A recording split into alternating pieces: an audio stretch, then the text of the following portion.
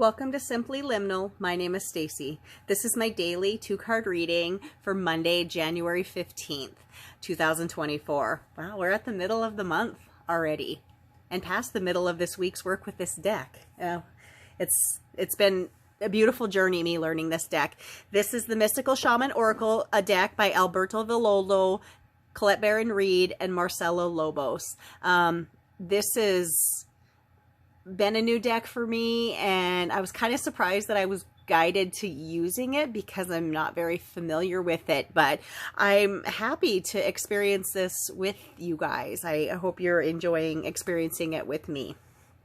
So I believe that liminal spaces are kind of mystical transition spaces where we're open and we're able to learn, where we're open to the guidance of our inner self, our soul, our spirit guides and guardians, Mother Earth, our divine creator. And I think that oracle cards are a beautiful and simple way for them to get those messages to us. So I hope you're enjoying this message process that I've been on. So I'm doing a daily 2-card reading, and I look at 2 things every day. I look at the energy of the day, which is, you know, the divine energy that's coming at us from the universe, from the earth, from our environment around us.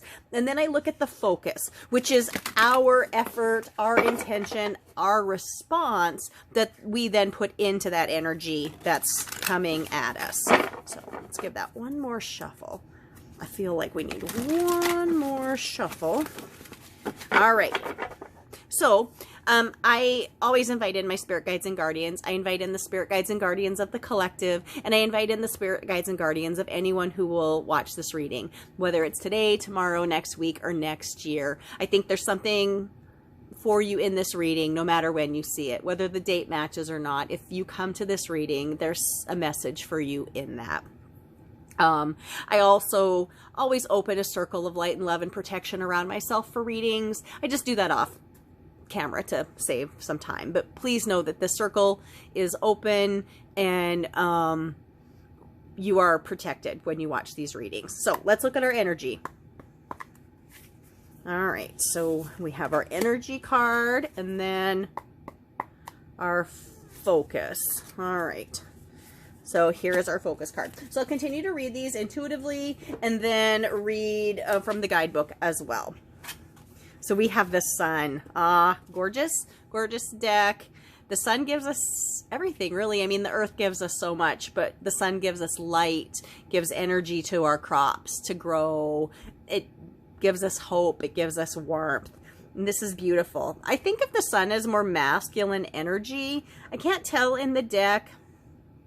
This could be a man, it could be a woman. It doesn't really matter if it's an androgynous soul. It is warm, loving, glowing energy. We have wings over here. It's just beautiful. I feel very comfortable knowing the energy of the sun and all that it means is coming at us. I think this is a good omen. Let's see what the deck says about this card. This is a big guidebook, so I got to get to the right page. Sorry, I'm almost there. Almost to the right page. Okay, so the sun. The sun is acknowledged by many cultures as the foremost masculine force. In other traditions, it is seen as feminine in her full power.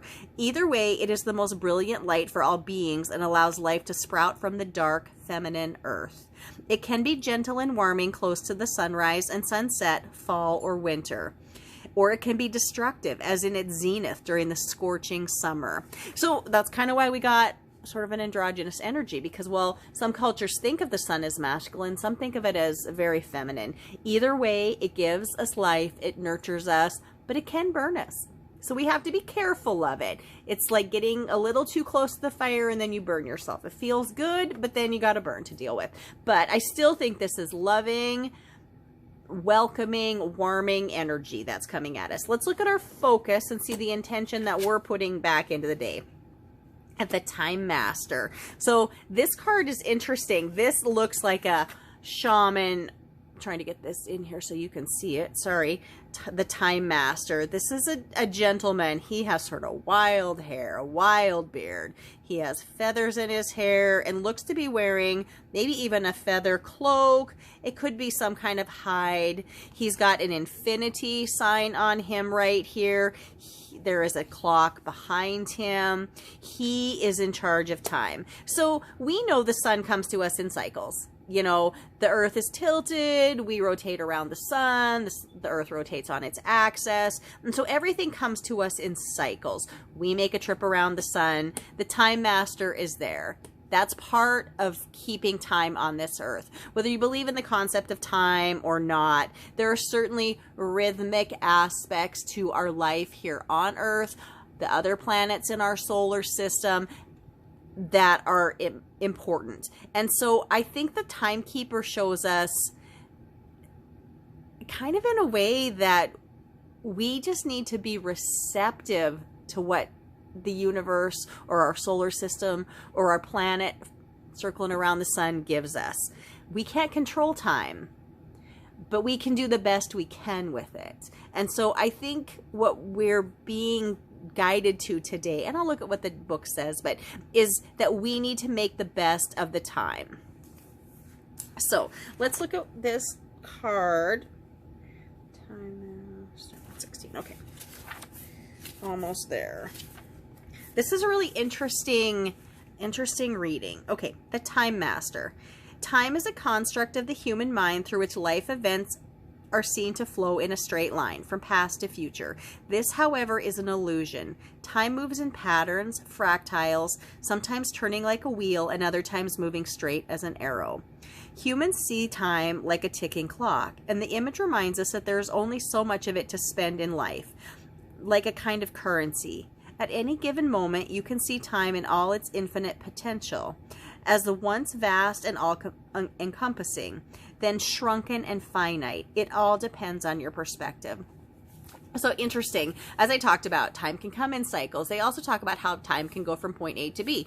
Maybe kind of how we think of, okay, I go to work at 8 o'clock in the morning and then I come home at 5 o'clock. That's your straight and narrow. But really, the world is circular. And I don't work shifts like that because I work nights and have weird shifts. But everybody's different how we look at time. But this is telling us, like I said, that time is precious. Time is special. Make the most of it. Whether it feels like you have all the time in the world, you might find that you really don't. Or sometimes when it feels like you have no time to get something accomplished, if you just pause, relax, and refocus, you will realize you have enough time to get what you need done. And we have this all in the encompassing energy of the sun, which, as I said, the sun is what our planet rotates around. It is really what our lives roll around, whether you work days or work nights. Like, the sun guides us as much as it nurtures us. So this is a beautiful, beautiful reading. I'm kind of excited about this Monday to see what it has in store for us.